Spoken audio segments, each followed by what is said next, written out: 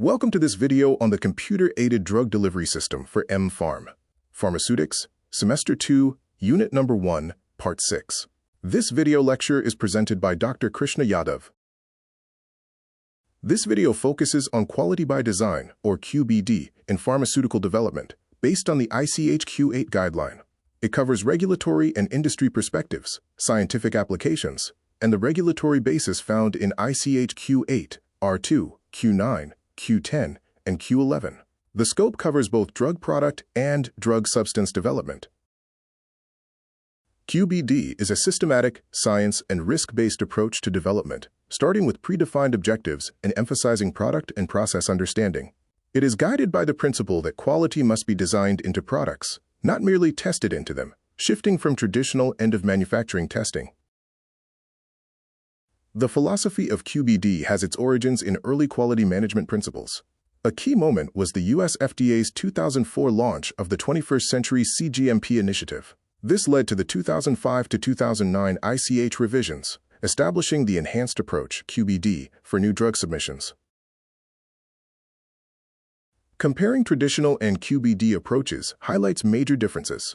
QBD is systematic, focused on understanding variability, and utilizes a flexible design space. Traditional approaches are empirical, validated at rigid conditions, and rely on reactive end product testing. Key QBD elements include the Quality Target Product Profile, QTPP, a prospective summary of desired quality, safety, and efficacy characteristics. Critical quality attributes, CQAs, are physical, chemical, or biological properties within appropriate limits.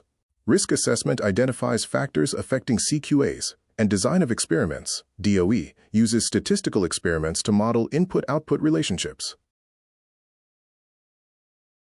Continuing with the key QBD elements, the design space is the multidimensional combination of material attributes and process parameters that assures quality. The control strategy is a planned set of controls ensuring quality. Continual improvement is the ongoing process enhancement by accumulating manufacturing experience within the design space. The ICH Q8 guideline, first issued in 2005 and revised in 2009, guides the pharmaceutical development section of regulatory submissions. ICH Q8, R2, Q9 on quality risk management, and Q10 on the pharmaceutical quality system together form the foundation for modern pharmaceutical QBD. The core architecture of the ICH Q8 enhanced approach involves 6 steps: QTPP, CQAs, risk assessment, DOE, design space, and control strategy. These steps are continuously supported by the ICH Q10, quality system, and Q9, risk management frameworks. ICH Q8, R2, applies to new drug products and new API submissions, describing 2 possible approaches. The minimal approach meets basic requirements with limited product understanding. The enhanced approach, QBD, uses systematic, science, and risk-based principles for greater understanding and a more flexible regulatory framework.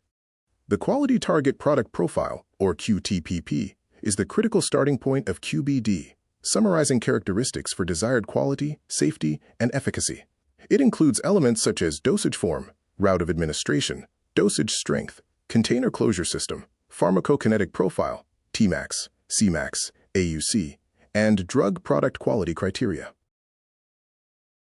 Critical quality attributes, CQAs, are properties derived from the QTPP that impact patient safety and efficacy.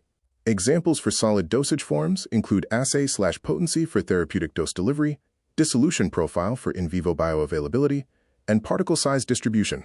Content uniformity ensures dose consistency, and related substances relate to degradation products critical for patient safety. Step 1 of QBD involves defining the target and critical attributes. The QTPP defines the patient's ultimate clinical goal, covering aspects like dosage form and pharmacokinetic profile. CQAs define the molecule, including measurable parameters like assay and potency, dissolution profile, and content uniformity, derived directly from the QTPP. Step 2 focuses on modeling variability and uncovering hidden interactions. The traditional one-factor-at-a-time (OFAT) approach misses critical nonlinear interactions. The design of experiments DOE solution uses structured statistical experiments to map the exact mathematical relationship between multiple inputs and CQAs. Risk assessment tools isolate high-risk attributes before DOE modeling. The design space, a key ICH Q8 innovation, is the multidimensional combination and interaction of input variables and process parameters assuring quality.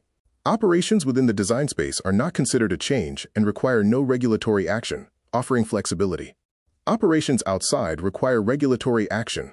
The design space can be presented through mathematical relationships or 3D response surface models from DOE studies. Step 3 involves defining the design space and regulatory flexibility. The design space is the approved multidimensional safe zone demonstrated to assure quality. Working within this space is not considered a change, offering flexibility. Movement outside triggers a regulatory filing. The control strategy is a planned set of controls to ensure process performance and product quality.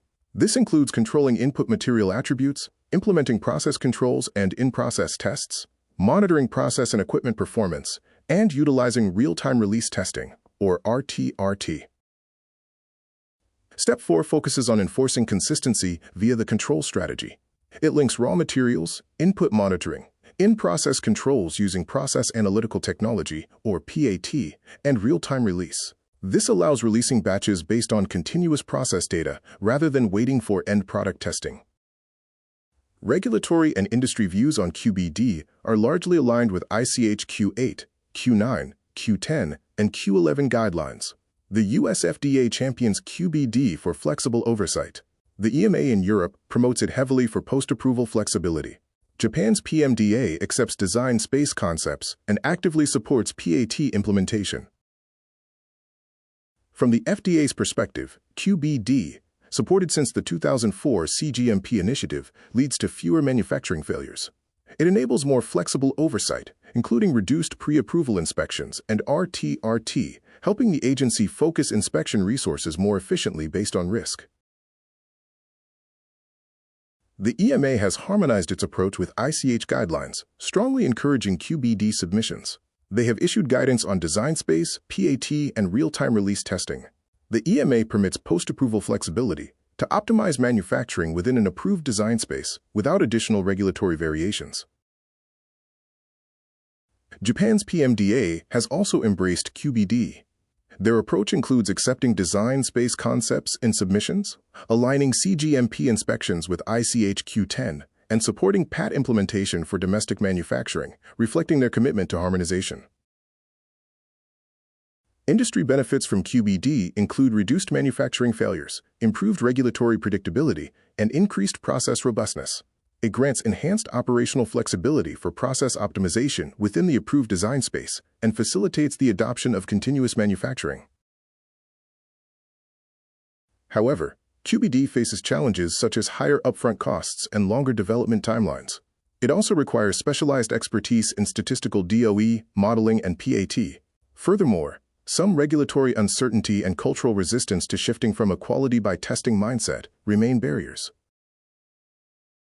This view visually summarizes the benefits of implementing QBD and advanced manufacturing.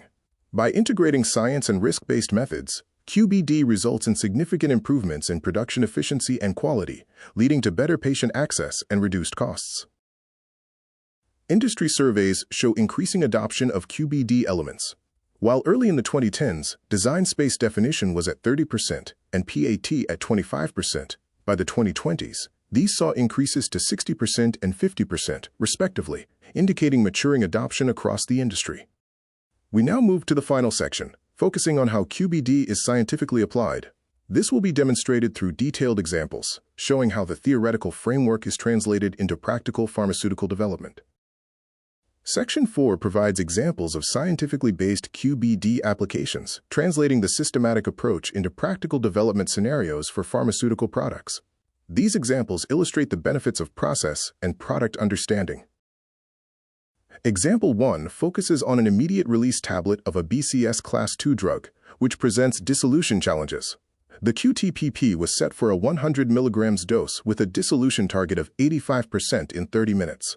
Dissolution was identified as the primary critical quality attribute, or CQA.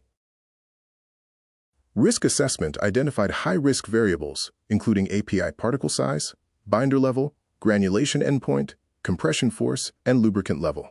A design of experiment strategy was implemented using full factorial and central composite design, or CCD, experiments to study these variables. The DOE focused on independent variables such as API particle size, PVP binder level, granulation time, and compression force, which are critical material attributes and critical process parameters. The dependent variables were critical quality attributes like dissolution, content uniformity, tablet hardness, and friability. Key constraints, such as the 100 mg API dose, were fixed. Example 2 is a modified release capsule, where QBD controlled the drug release rate. The QTPP targeted specific dissolution benchmarks over 1, 4, and 12 hours. CQAs included dissolution at these time points, coating weight gain, and bead size distribution. A three-factor DOE identified polymer coating level and plasticizer ratio as the most critical factors. The resulting design space defined optimal ranges for coating weight gain and plasticizer ratio. This experiment was essential because it revealed a nonlinear interaction that traditional methods would have missed. For the modified release capsule, independent variables or critical process parameters included polymer coating level, plasticizer ratio, and coating temperature. Dependent variables, or CQAs, monitored dissolution, coating weight gain, and residual solvents, all aimed at achieving the target dissolution profile constraint. Example 3 involves a biologic drug substance, a monoclonal antibody, or mAb. QBD is crucial here because minor process changes can impact quality attributes like glycosylation and aggregation. The QTPP required a specific glycosylation pattern for function and potency within 20% of the reference standard. Critical quality attributes for the mAb included high molecular weight species, glycoform profile, potency, charge variance, and host cell protein levels. Risk assessment tools like the Ishikawa diagram and FMEA identified cell culture pH and dissolved oxygen, or DO, as the highest risk parameters. The cell culture design space was defined by ranges for pH, DO, and glucose levels to ensure quality.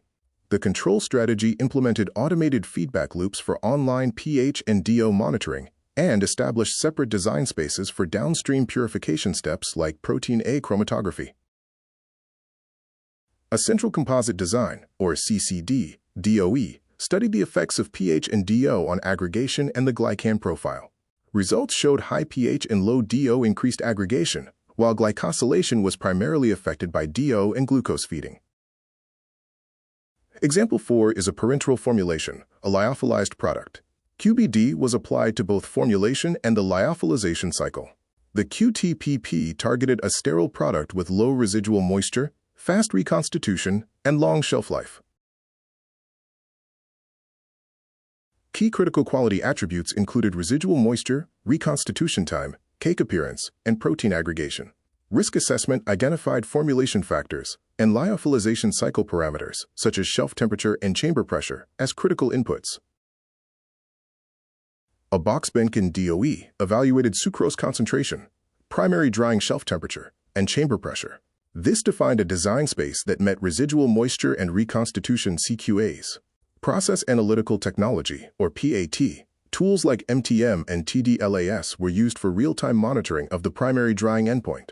This table summarizes the QBD tools discussed in these examples. Risk assessment uses FMEA to rank factors. DOE uses designs like CCD to study interactions.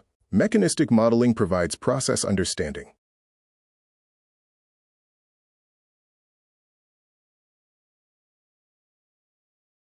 Further tools include PAT for real-time control, such as NIR or TDLAS, and multivariate analysis for process monitoring. Design space modeling, often using response surface models, is utilized to define the operating ranges that guarantee product quality. Here are some key references sourced for this video.